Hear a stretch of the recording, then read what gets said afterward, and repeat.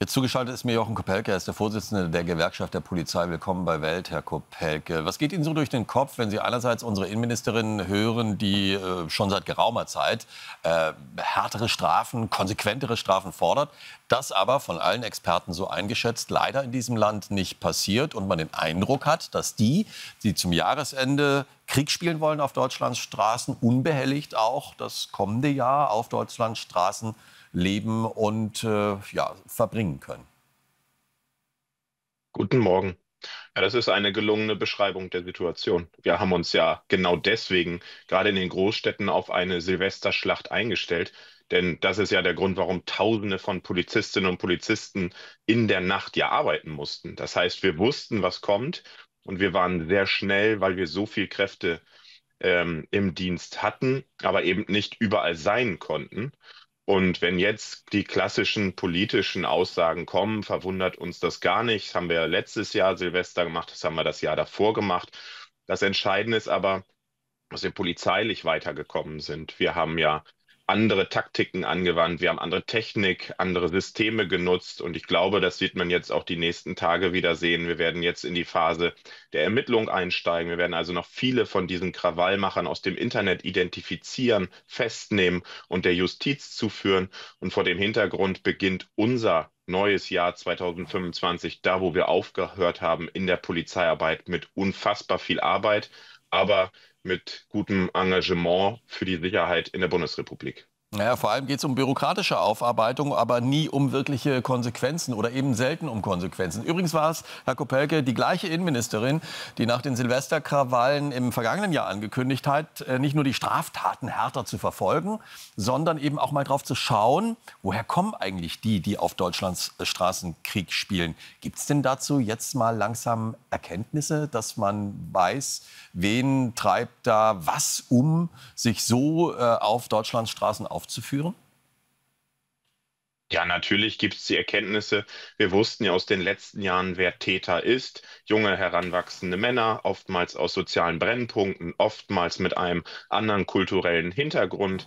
Wir brauchen keine Ethnisierung der Debatte, aber wir müssen ja klar benennen, wer so etwas tut. Und dazu helfen Ihre Bilder, die Sie auch zeigen, veröffentlichen, um der Gesellschaft das vor Augen zu führen. Es würde natürlich aber auch nochmal helfen, wenn wir sehen, an wie vielen Stellen in der Republik natürlich auch friedlich gefeiert wurde. Aber die Debatte dieses Jahr wird anders geführt. In 1,5 Monaten ist Bundestagswahlkampf. Diese Silvesternacht wird Auswirkungen auf die Bundestagswahl haben. Und deswegen verwundert nicht, dass wir jetzt zum Beispiel aus der CDU Berlin hören, mehr Grenzkontrollen, dass wir vom hessischen Innenminister nochmal hören, dass die Mindestfreiheitsstrafe für Angriffe 6 Monate ist und dass die Bundesinnenministerin ihren Gesetzentwurf aus dem letzten Jahr vor dem Ampel aus gerne noch umgesetzt wissen will. Aber eins steht fest: Wir brauchen diese Diskussion gerade gar nicht. Wir brauchen Geschwindigkeit. Mhm. Unser Einsatzziel in der Nacht war, so schnell es geht am Einsatzort sein. Und dieser rote Faden, den ziehen wir weiter. Jetzt geht es darum, so schnell es geht, Ermittlungshinweise, Fakten schaffen, Anklagen erheben, Mhm. Verurteilungen.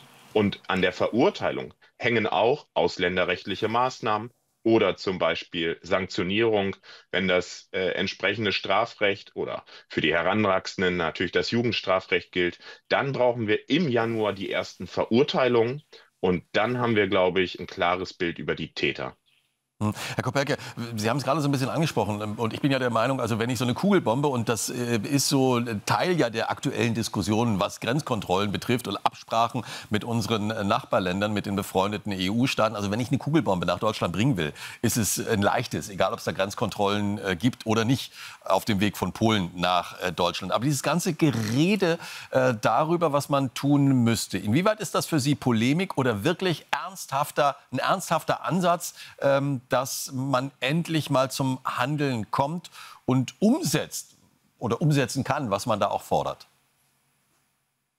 Nein, das ist Gerede. Das verwundert uns in der Gewerkschaft der Polizei nicht und auch nicht mehr an den Polizeidienststellen. Das beschreiben Sie schon sehr richtig. Ich habe das in einem Interview vor Silvester gesagt. In der Silvesternacht sind wir Polizistinnen und Polizisten auf uns alleine gestellt. Wir in der Blaulichtfamilie, also Rettungskräfte oder auch in den Krankenhäusern. Wir sind gewohnt, nachts, wenn die ganzen Entscheider nicht da sind, wenn die Politiker nicht da sind, zu arbeiten. Wir können umsetzen. Wir sind ja Vollzugskräfte. Unser Ja, Naturell ist Handeln. aber das ist Und doch davon frustrierend, Herr können sich Kopecky. jetzt viele eine Scheibe abschneiden. Ja, das ist es. Deswegen ist ja auch die Stimmungslage mies. Deswegen haben wir in einigen Polizeien durch Forschung bereits die ersten Erschöpfungssymptome in den Polizeien. Das ist absolut frustrierend. Es gibt nur einen Unterschied. Frust hilft uns nicht beim Schutz der Bevölkerung. Sie dürfen doch nicht den Frust im Dienstalltag nach außen kehren. Und vor dem Hintergrund brauchten wir natürlich mehr als politische Reden. Wir sind als Gewerkschaft der Polizei natürlich in vielen Gesprächen. Aber nochmal, die Bundestagswahl wird hier, glaube ich, ganz deutlich zeigen, wie die Bevölkerung zur inneren Sicherheit steht. Und nach dem Februartermin ist doch klar, dass wesentlich mehr Geld, viel mehr Personal in die Hm. Polizei fließt und dass natürlich auch die entsprechenden Sicherheitsgesetze kommen. Herr Koperke, Abschlussfrage. Kann ja sein, dass die Innenministerin, die derzeitige noch Innenministerin, vielleicht Müßiggang hat am 3. Januar, weil sie so 2 Brückentage genommen hat und jetzt uns zuschaut. Sie haben gerade gesagt, Reden genügt nicht mehr. Wird langsam langweilig. Die Frustration ist auf einem ziemlich hohen Level bei den Sicherheitsbehörden, bei den Hilfsbehörden, die eben Silvester für Silvester arbeiten müssen. Aber was müsste denn kurzfristig und was wäre kurzfristig zu tun? Was wäre auch kurzfristig umzusetzen, um wirklich zu zeigen, wir sind ein Rechtsstaat und hier kann keiner machen, was er will. Und dann ein halbes, dreiviertel Jahr darauf warten, dass er vielleicht auch nicht, weil dann in der Länge der Zeit nicht mehr nachweisbar ist, ob und ob überhaupt. Sie wissen, was ich meine. Absolut. Man kann im Januar die entsprechenden Verfahren beschleunigen. Man kann also durch Anweisungen in den Polizeibehörden und auch in den Ministerien natürlich dafür sorgen, viel Ressourcen in die Bearbeitung der Silvestervorgänge zu geben.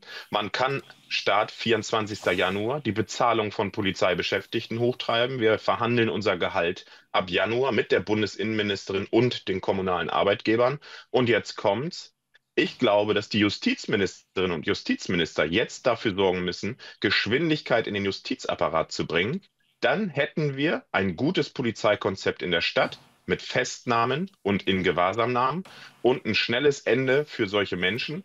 Und dann wissen wir, dass wir für nächstes Jahr mit viel Präventivgewahrsam, glaube ich, die Städte wieder noch sicherer machen. Alles Gute dafür, Jochen Kopecky, der Vorsitzende der Gewerkschaft der Polizei. Danke für das Gespräch. Danke gleichfalls.